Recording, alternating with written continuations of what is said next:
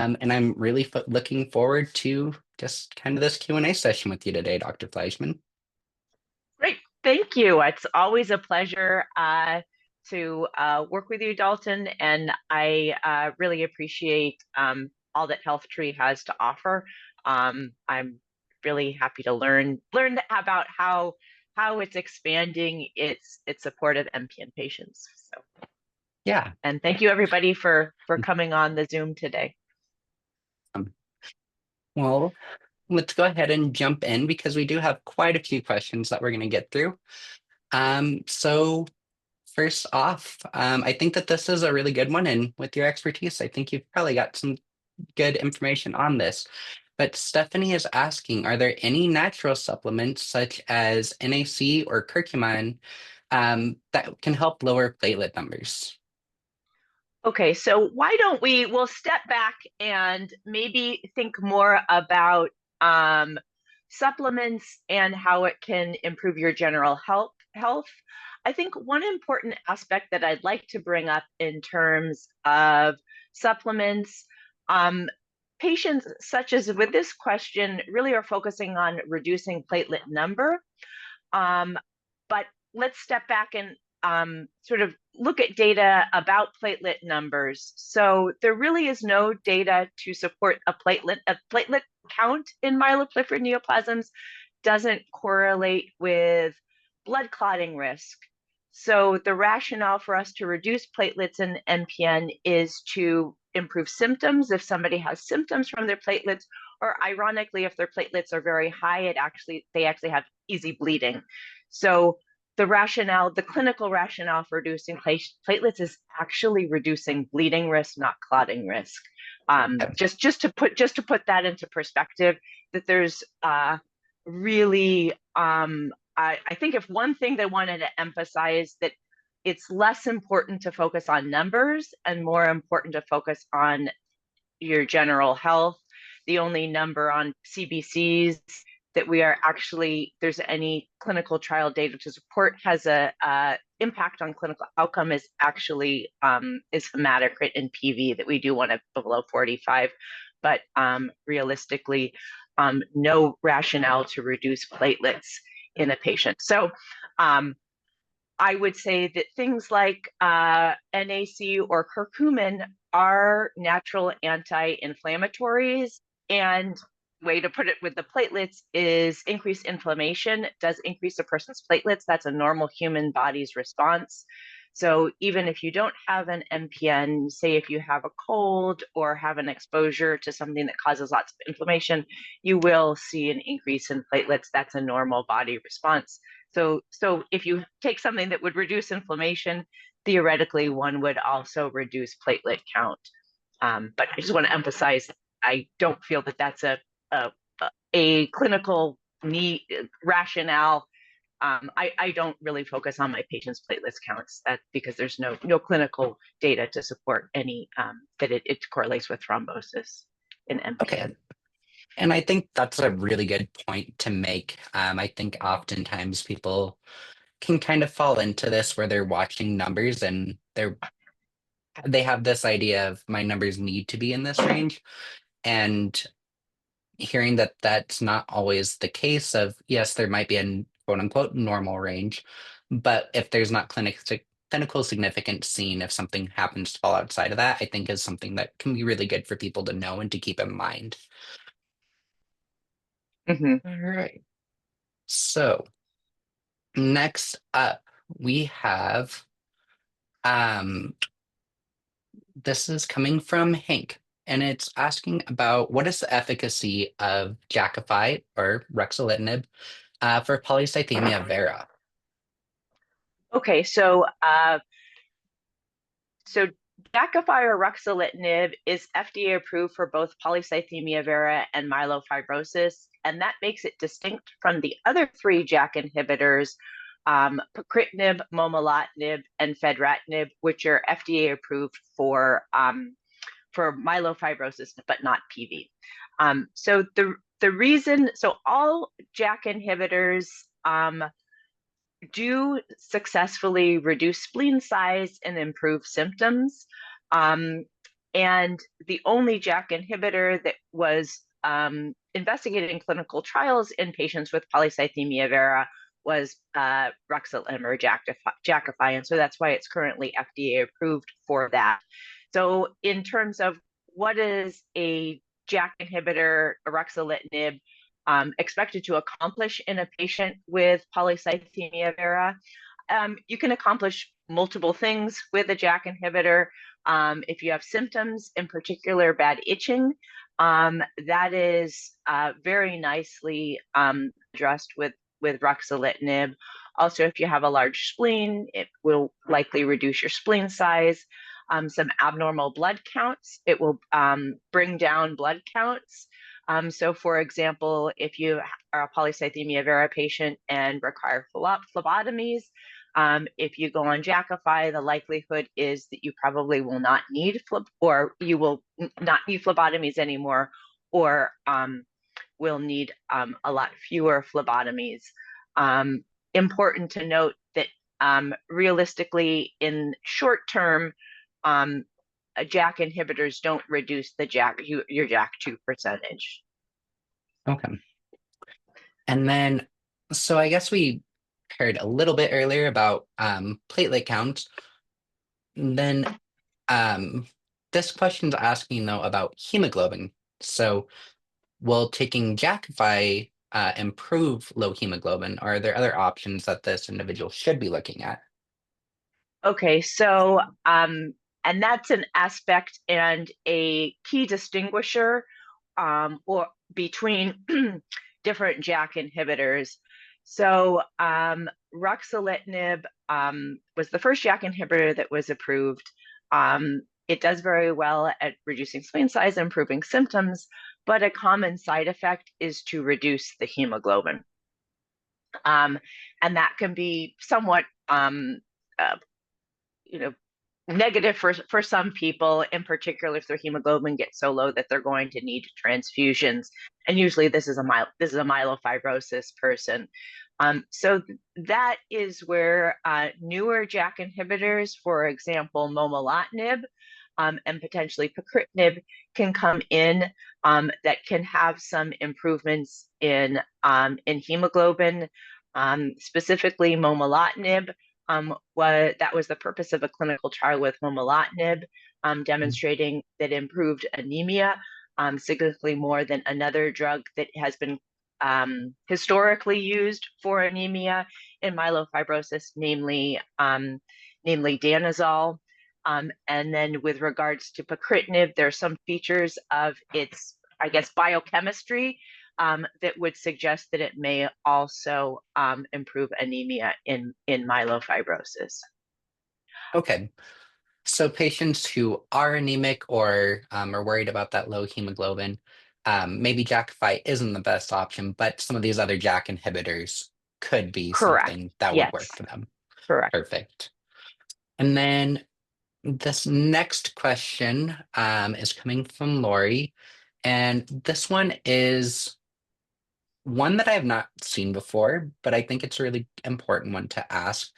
But do you have any information about triple negative myelofibrosis? Obviously, often we're talking about JAK mutations or CALR or MIPL. But in the case of triple negative myelofibrosis, do you know if the severity, prognosis, or the odds of progressing to AML, are those changed in those individuals, or has there not been quite enough studies done to really know that at this point? Okay, so in terms of true triple negative myelofibrosis, it really does depend on the person. Want to emphasize that a bone marrow showing fibrosis does not necessarily mean myelofibrosis. A diagnosis of myelofibrosis, and this actually comes into, I can also tie in to the question that Abby just asked. Although the disease is called myelofibrosis, it doesn't just mean you have fibrosis in the marrow, because other things can cause fibrosis in the marrow, like autoimmune disease or infection. So when somebody has triple negative, you always are curious, do they really have the myeloproliferative neoplasm myelofibrosis, or could they have an autoimmune disease, or could they have some sort of infection that we don't know about, or some other toxic insult to their bone marrow? So assuming that everything else has been absolutely ruled out, that you do not have something that is not a myeloproliferative neoplasm, and in your bone marrow in a myeloproliferative neoplasm myelofibrosis, you will have abnormal megakaryocytes. That is the true diagnostic feature of myelofibrosis, not just fibrosis in the marrow. So that's the question about the PV. That if Hmm. yes, PV patients can have fibrosis, but they need to have myelofibrosis. You have to have those abnormal megakaryocytes that that are thought to be driving the myelofibrosis.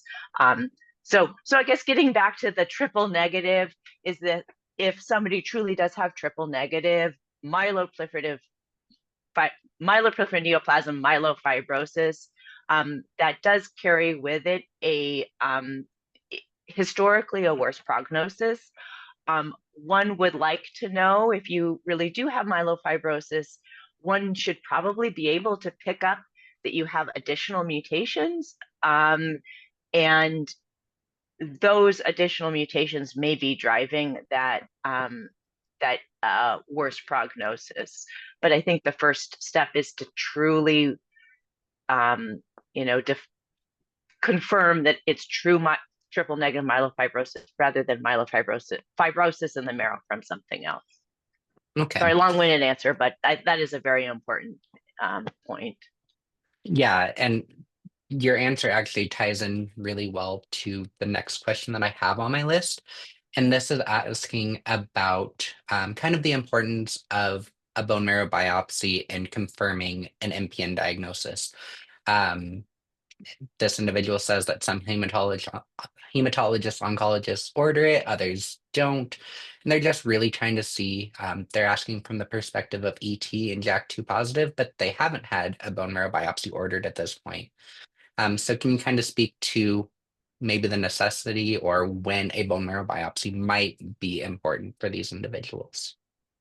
Okay, so again, I think it's sort of a case by case basis and what the patient is hoping to accomplish, and maybe also sort of their age. So from my perspective, a bone marrow biopsy does, it wouldn't necessarily be required to obtain a diagnosis of, obviously you need it for a diagnosis of myelofibrosis because you're required to look at the bone marrow. Mhm. But for example, a person with essential thrombocythemia or polycythemia vera whose clinical features are very consistent with ET or PV, and they have a JAK2 mutation, or they have a cow reticulin mutation or MIFL mutation, I don't think that there's any question of that's what they have.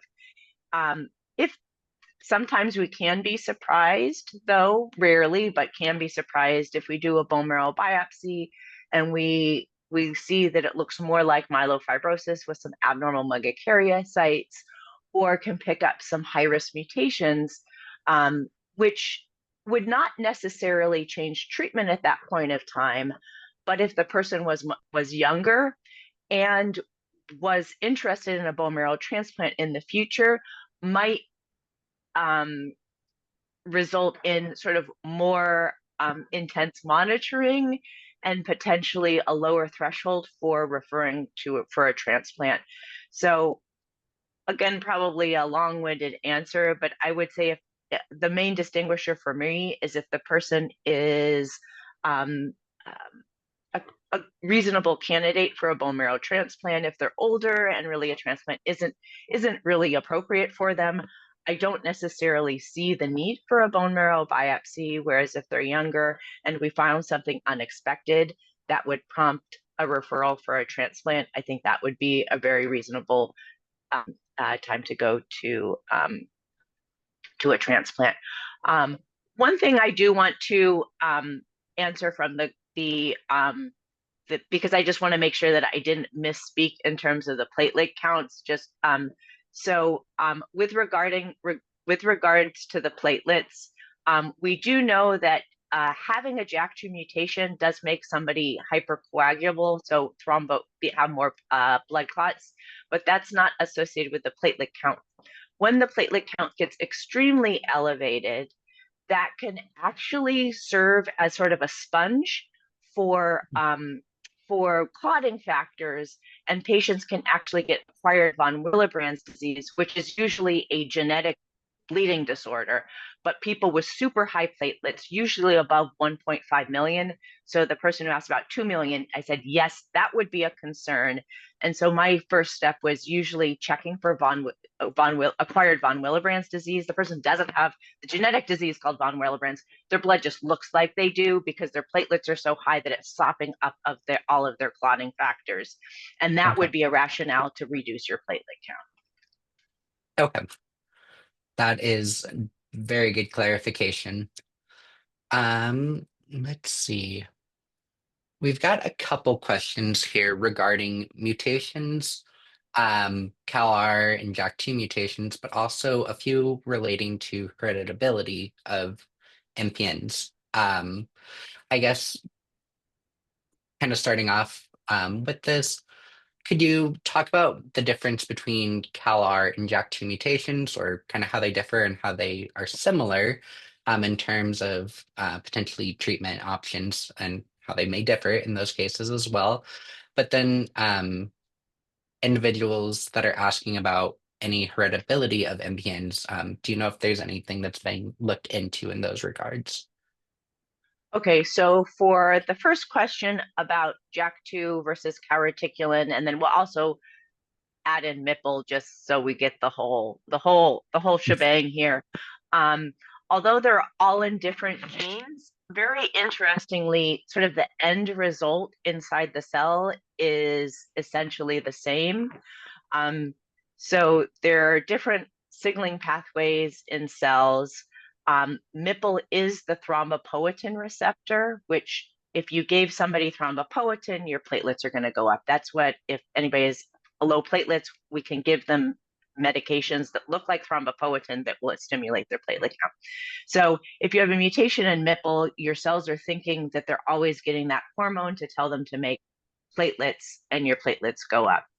Calreticulin, interestingly, usually has nothing to do with platelets, but the mutations are change the protein such that now calreticulin, the mutant calreticulin, binds to MIPL and activates it. And that leads it such that the cell thinks it's always getting the hormone to make platelets, and somebody gets more platelets. So that's why MIPL and calreticulin, those people are ET or myelofibrosis. Those people are never PV. Um, JAK2 is inside the cell, which binds to MIPL, and it tells the inside machinery to make more platelets. But JAK2 also binds to erythropoietin receptor, which usually tells our bodies to make red blood cells, like EPO. I don't know if anybody here, sometimes with myelofibrosis, if they have low hemoglobin, they can get shots of EPO, which is the hormone that tells their body to make red blood cells, which is exactly what JAK2 does. Is the JAK2 mutation basically turns on in the cell to think that you're always getting EPO. So I don't know if whether I explained it well, but even though they're all in different genes, the end result is pretty much the same. So that's why, for example, JAK inhibitors can be used in all different, regardless of what mutation you have, because the end result is the same. They're all activating JAK-STAT signaling, so a JAK inhibitor should sort of neutralize that.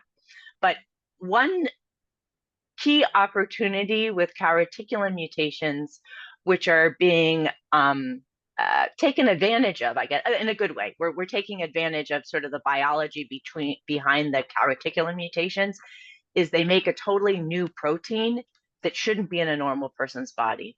So that is a perfect opportunity for immunotherapy, because the JAK2 mutation is just one base pair.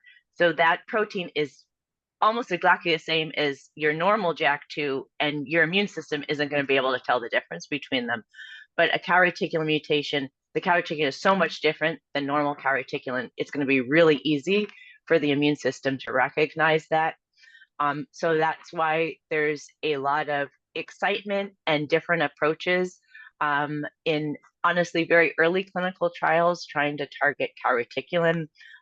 So I can say that that's probably one unique aspect of calreticulin, is that there's this great opportunity for immunotherapy.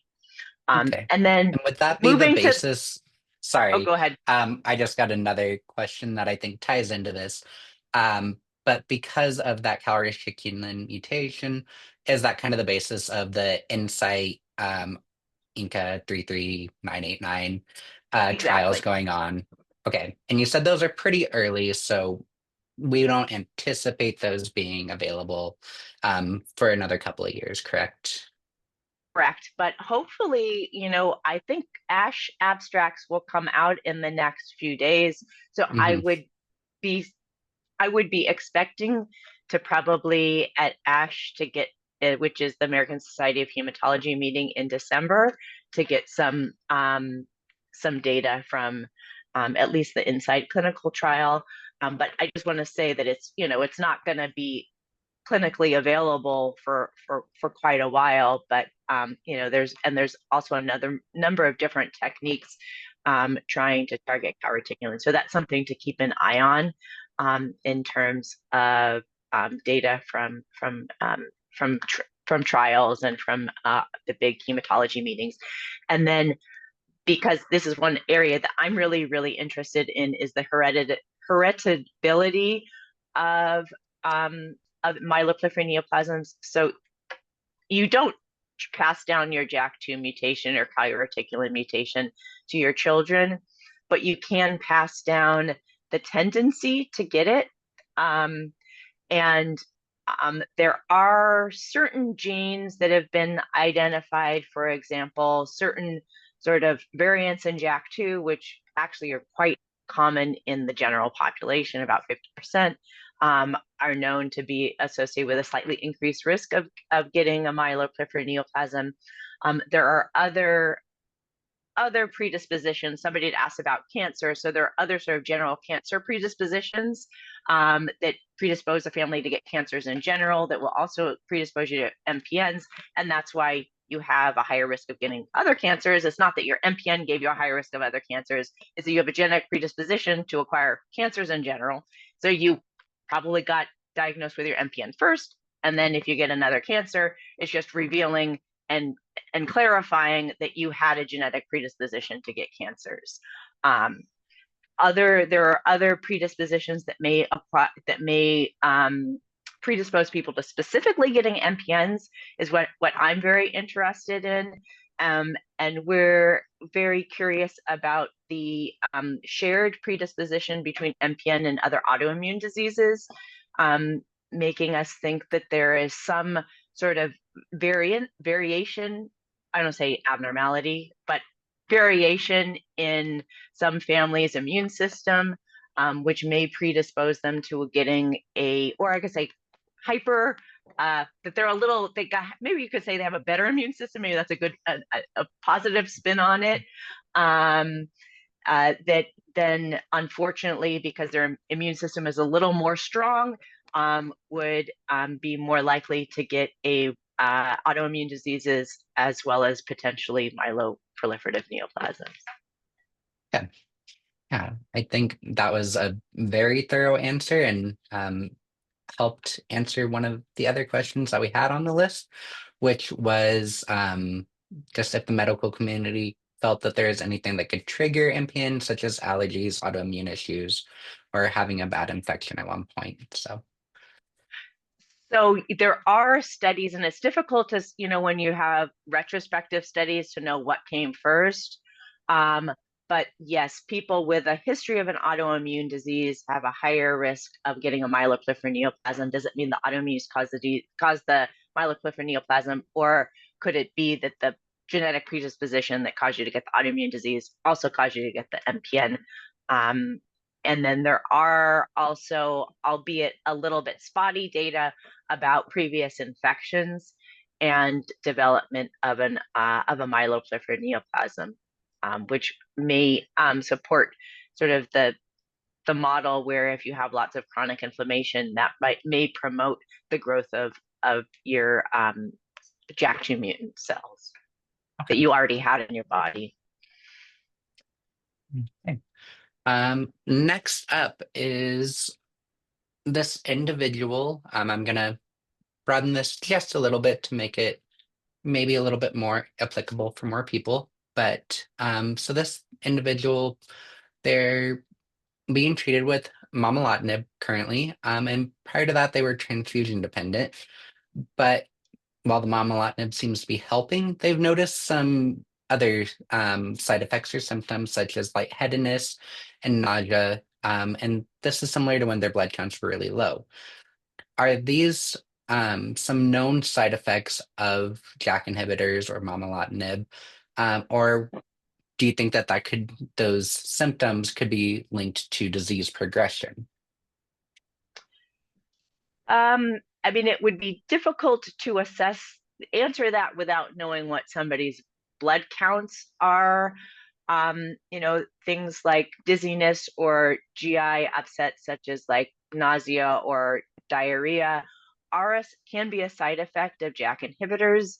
In general, those things usually occur earlier rather than later. So my understanding is this person has been on momelotinib for a while, and these are new things that are developing, which would make it less likely that it's a side effect of the drug. If you've been on the drug for a while without these side effects and now they're emerging, that seems less likely to be a drug side effect.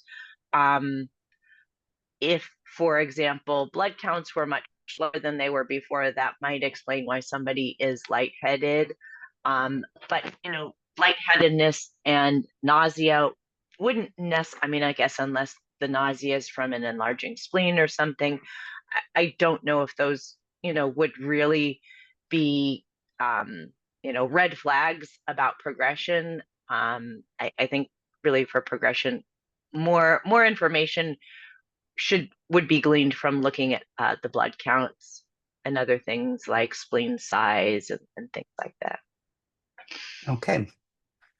And then I did want to hop into one question from the chat right now.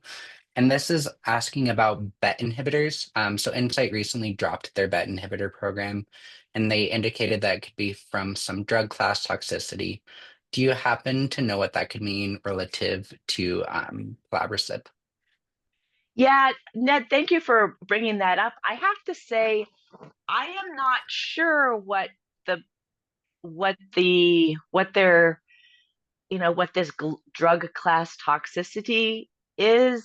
I mean, I can look it up, and I can let you know what I find, Ned. But I have not. You're bringing this information to me, so I don't know what they're talking about. I think it's a pretty new development. I looked it up and I saw a report from just a few days ago. So I believe it's a pretty new thing that they dropped. So probably more to come would be my guess on that one. Let's see. I wanted to get back into some of our questions from the pre-submitted ones first before we kind of finish up with our ones from the chat. Um, all right, I think that this could be a really interesting one for you to answer, and I'm actually going to tie it together with another one. Um, so the first one, and we'll kind of go with this as question part A, is what dietary modifications should be made by an MPN U patient? So this is MPN unclassified or unspecified patient with low ferritin. And then the next question is um, a lot of your research, as I know from a previous event that I've done with you and just some of your papers, you're big into researching Mediterranean diet. Sounds like this individual knows that as well. But they said, I understand Dr. Fleischman to support the Mediterranean diet. In light of improving metabolic health, would not a fusion of ketogenic Mediterranean diet, say keeping daily carbs under 50 grams, be more beneficial in addressing mitochondrial health and insulin resistance? So just some diet related questions here. Yeah, I mean, that's a very good question. I can't I I I I have to say I can't answer it based on personal research.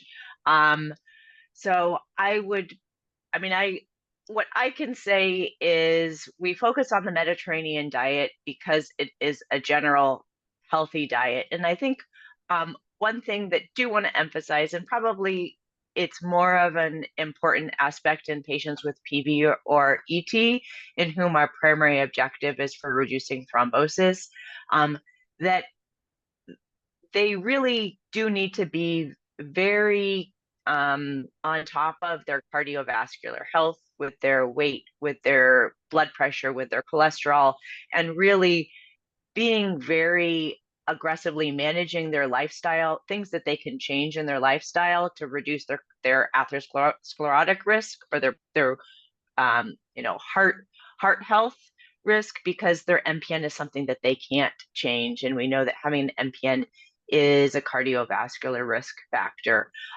So that's my primary sort of focus and sort of view on a Mediterranean diet. It's that it's providing a general heart healthy diet. We actually are now moving on to looking at whether even a more aggressive diet, such as a vegan diet, is really required for somebody with MPN, because is it just should they have a more aggressive dietary recommendations than the general public for heart healthiness? With regard to keto, I understand the rationale, and I can't speak to specific studies in myeloproliferative neoplasms with an MPN keto diet. So I really I can't answer that question, but I guess theoretically, yes, your comment is very valid. Okay. And then there is a couple of ones that I think are going to be maybe stepping things back to a more just biology level, and kind of that uh, patient like experience what might be happening within the body. Um, but just first, one of these kind of in this theme is what exactly causes the bone marrow to get fibrosis? We know that having a mutation causes fibrosis, but what does that mutation do that causes formation of fibrosis? So we heard you explain kind of the JAK-STAT pathway a little bit earlier, but where in that actually does the, I guess, fibrotic episode occur? That is a central question in myelofibrosis. What actually causes the fibrosis?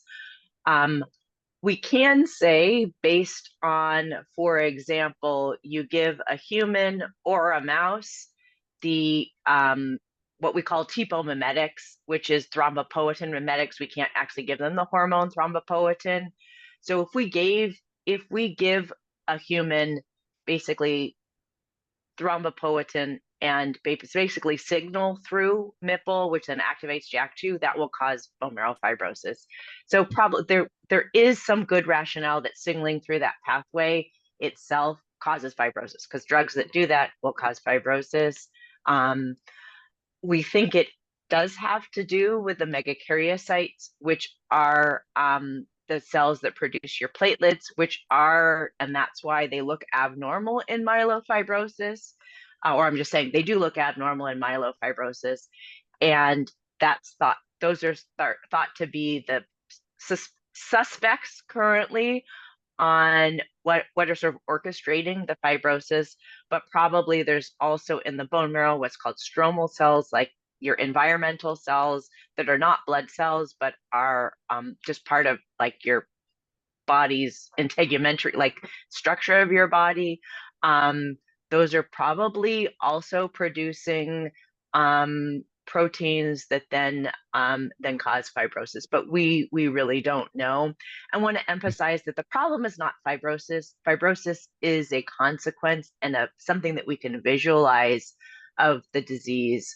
So, and emphasizing that fibrosis from other things doesn't cause the same things that the myeloproliferative neoplasm fibrosis does. So the problem isn't the fibrosis. The fibrosis is a consequence of an abnormal biological system. Okay, that is good to know. Next up, we have a question just kind of asking about transitioning or transforming to myelofibrosis. In this case, this individual is asking about PV, but can you speak more about some signs or symptoms that people may be on the lookout for if they're worried about that transformation occurring to myelofibrosis, or even that perhaps myelofibrosis is progressing. Okay. So a very common scenario for when somebody goes from PV or ET to myelofibrosis, and it usually occurs very slowly and over many years. Somebody may note, for example, that their actually blood counts are starting to normalize. A very common scenario is, say, you're on hydroxyurea, and over the years now, all of a sudden, you're needing to reduce your dose of hydrea, or you even go off of hydrea and your blood counts are normal. Some people may think that's great, but unfortunately, that probably means that your body is no longer overproducing cells, so it's on its way down. So that's the usual scenario, that you'll not need hydroxyurea anymore, and despite no hydrea, you might be anemic, or you're an ET, quote, miraculously your platelets normalized. That's not a miracle. That's progression to myelofibrosis, and then that. So I would say, unfortunately, normalization of blood counts is probably a marker of myelofibrosis. Your spleen might get bigger. If you're measuring your LDH, you'll notice over the years it'll probably go up, and then may start noticing on CBCs on the differential, the cells popping up, such as myelocytes, metamyelocytes. Sometimes you might get blasts in your peripheral blood when somebody's moving to myelofibrosis, or might start noticing teardrop cells on your CBC printouts.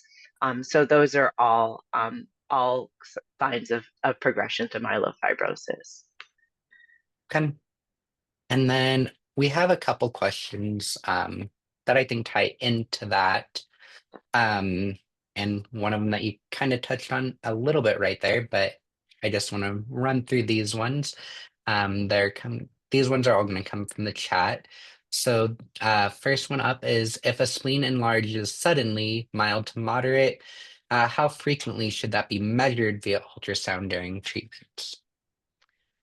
Um, that's a good question.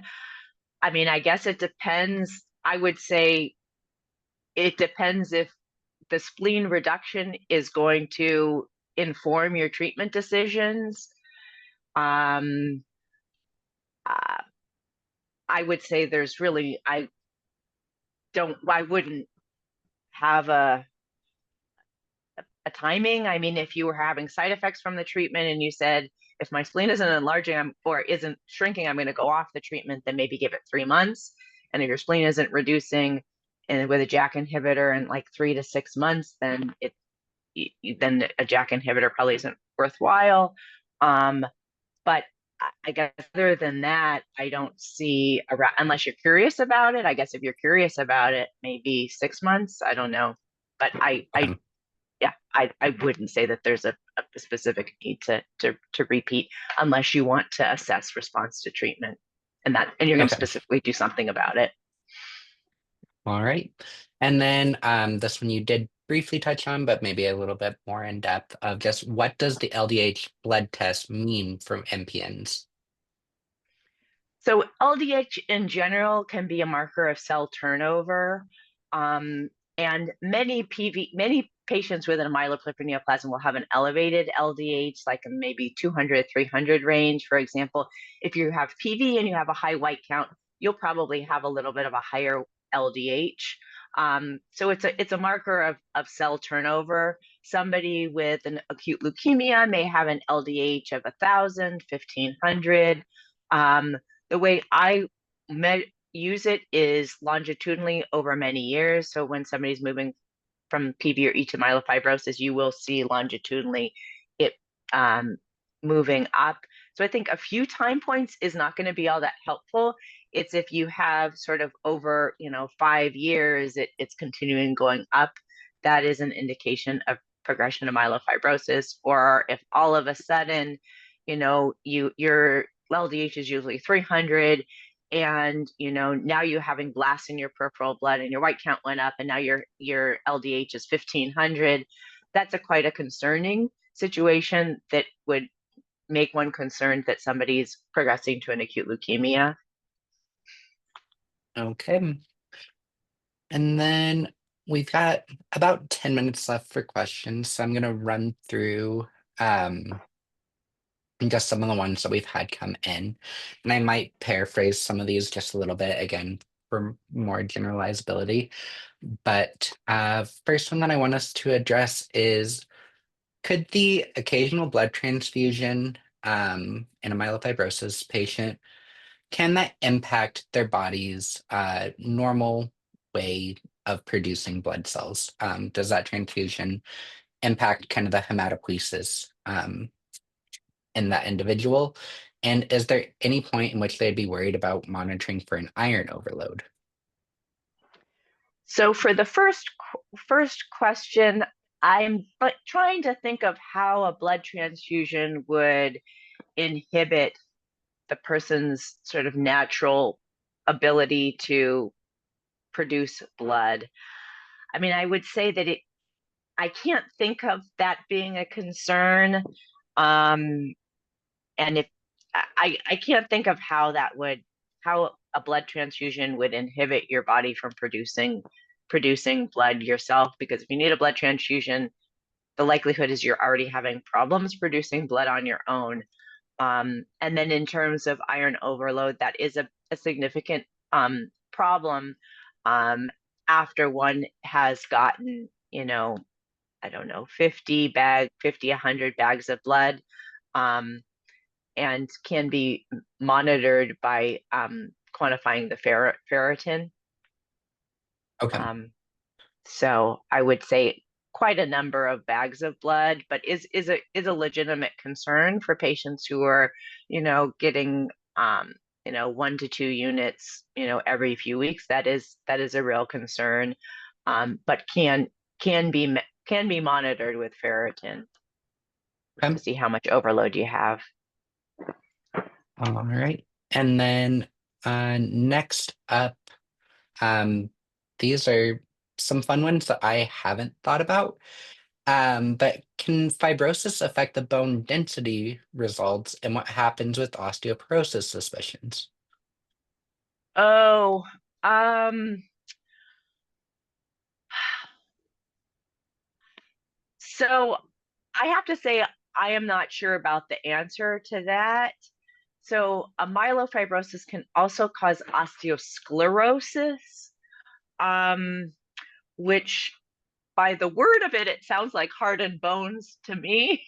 Hmm. Um, but I know, I mean, also another issue is more active bone marrow can also sort of then, weaken the cortical bone. So I'm sorry, I don't feel really equipped to answer that question, but that's Okay. a great question. All right. Um, and then, so this one also ties in with another one that we had. Um, so we have a question in the chat that is saying, why is hydroxyurea recommended if it doesn't change progression of PV? And then we also had a pre-submitted question asking, what medication or treatment do you consider to be the best to try and slow down progression of or to myelofibrosis? Um, can you just kind of speak a little bit about how the slowing of fibrosis is viewed in current treatment options? Is that something that's really evaluated on these treatments? Or from my understanding, a lot of these therapies are looking more at more of the symptom reduction instead of necessarily the slowing of progression. So yes, and we can wrap in the hydroxyurea. So usually, and it's important to sort of note why people are being treated. So people with PV or ET are the focus of care is to reduce risk of thrombosis, and to address symptoms. And so that's why hydroxyurea, that's why if you have PV, you're phlebotomized to a hematocrit below 45, because there was a clinical trial showing that people who were phlebotomized below 45 had fewer blood clots than people who were phlebotomized to below 50. And then also with hydroxyurea, people on hydroxyurea have fewer blood clots than people off of hydroxyurea. So our, I mean, I'm just going to be very honest.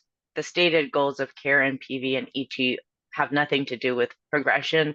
They're really focusing on blood clotting, which is clearly a big risk for patients. So is an important thing to address. And that's why our clinical trials really don't address fibrosis or progression to myelofibrosis. However, there was a small study, I don't know how many years ago now, by Richard Silver's group, looking at interferon alpha, where they had the ability to have stored samples from people before they started interferon alpha and after they had been on interferon alpha for a while. And that's, albeit very small cohort of patients that they evaluated.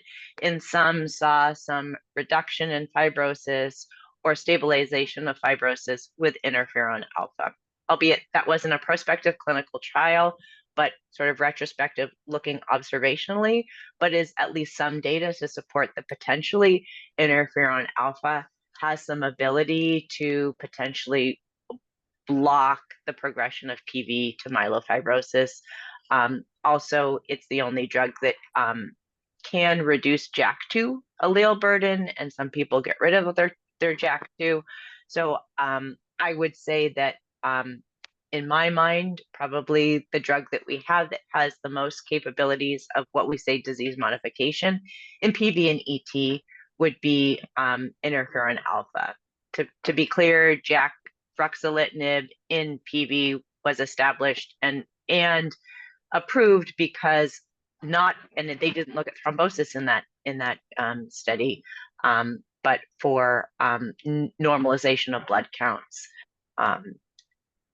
So I'm not sure if I really answered that question, but if you're confused, I'm confused too, in terms of, different clinical trials will just be picking different endpoints, and why in many PV or ET studies we're picking endpoints like normalization of platelets where there's no clinical importance of that. I am stumped on that one as well. So All right. Well, we've got two quick questions, or at least I think they should be relatively quick ones, and then we'll go ahead and wrap up. One of these is actually related back up to the question that was asked earlier about spleen size. So that increase in spleen size that was happening when the individual was not being treated with a JAK inhibitor, they're only on hydroxyurea. So do you think that getting on a JAK inhibitor could potentially help manage that spleen size for them? correct. That's why they were FDA approved. So yes, based on clinical trials, the expectation is that JAK inhibitors will reduce your spleen size, because those are their clear endpoints in the clinical trials, and all JAK inhibitors do quite a good job at reducing spleen size. Perfect. And then the next one, um, my apologies. The next, and what's going to end up being our final one, is going to tie back up to, again, a triple negative case, but this individual is asking about triple negative ET. So they said, do you automatically jump to a bone marrow biopsy, or do you wait and see what your platelets could, or what that individual's platelets are doing, in order to really finalize that diagnosis? So and I have to say, I may not be up on all of the nomenclatures, but I know our nomenclatures for this triple negative ET are really changing. So we're starting to believe that really, if you don't have one of the three driver mutations, that really isn't ET, that's something else. And I think it's called like thrombocytosis with a clonal marker or thrombocyte. So if you have, I would say that probably my next step would be to see if they have any clonal markers. So not just the three mutations, but do what's called like an NGS panel if they're so inclined, to see if they have any mutations. If they have no mutations, they don't have a hematologic malignancy. So I think that would be called idiopathic thrombocytosis, or thrombocytosis with non-clonal. And you wouldn't do anything about it anyway. So I would not jump to a bone marrow biopsy unless there was something else, you know, fishy about the person's situation. Did they have a large spleen? Did some of their other counts look abnormal? Because in particular, if it's a younger person, even if they did have triple negative ET, they would not even be managed with aspirin. They would be for our guidelines for very low risk ET, meaning age under 60, no thrombosis, and no JAK2 mutation would be nothing, not even an aspirin. And if they were Okay. over 860, then their treatment would be an aspirin, but no hydroxy, no what we call cytoreductive therapy. All righty. Well, thank you for taking the time to go through all of these questions with us. I lost count of how many we got through. I believe it was 30 plus. So thank you. That was an incredible job. And I'm so happy that you came back and did this with us this year. And I hope that we get to have you as a guest again in the future. Well, thank you. I have to say those were really good, very tough questions. So I tried to answer them as best that I could, but please, take them with a grain of salt. And I did my best to answer them, but may not have. They were my spin on some of those responses.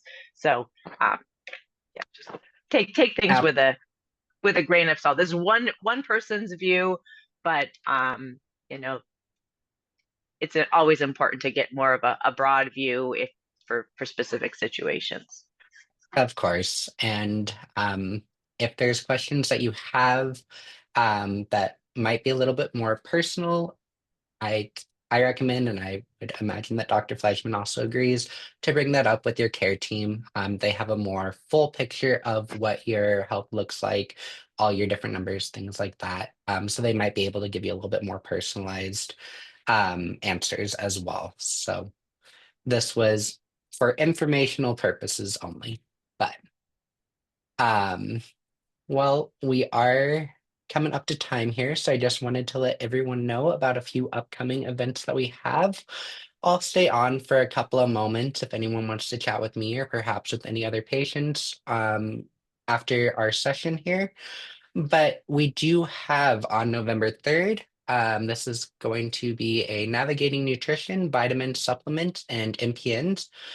This is November 3rd at 4:30 p.m. Eastern Time, and this is with Dr. Casey O'Connell from the University of Southern California. So that should be a really cool event coming up for the MPN community. And then on November 4th, we have Overcoming Insurance Pre-Authorization Delays and Denials, a patient guide to faster blood cancer care on November 4th at 1 p.m. And then on November 14th, we're going to be having a large cross disease event titled Empower Your Mind, Journaling to Build Resilience for Patients and Caregivers. So all of these should be wonderful events. If you're interested in any of them, I highly recommend checking them out. The registration to all of these can be found on the HealthTree website. And if you're looking to connect with more myelofibrosis patients, we do offer our Myelofibrosis Connect groups. This is an opportunity. It's a social media platform that we run here at HealthTree, and it's just really meant to get you connected with others with myelofibrosis. We also have PV and ET groups as well. Um, so recommend checking those out if you're wanting to connect with some others. And finally, just a big thank you to everyone for joining us today. A massive thank you to Dr. Fleischman for joining us. Um, Again, I can't understate how much you are appreciated for this. And um, yeah, just thank you to everyone. I'll be staying on for a few moments. If you need to hop off, that is totally fine. I've included my email on the slide. Feel free to reach out to me about any questions or anything that you'd like to see us cover here. And I hope that you have a wonderful rest of your day. I'm going to go ahead and stop screen sharing and turn off the recording. And then if we do want to have people stay after and chat with me or one another, I'll leave the call open for a little bit. Thank you, everyone. Have a good day. Bye. So thank you again.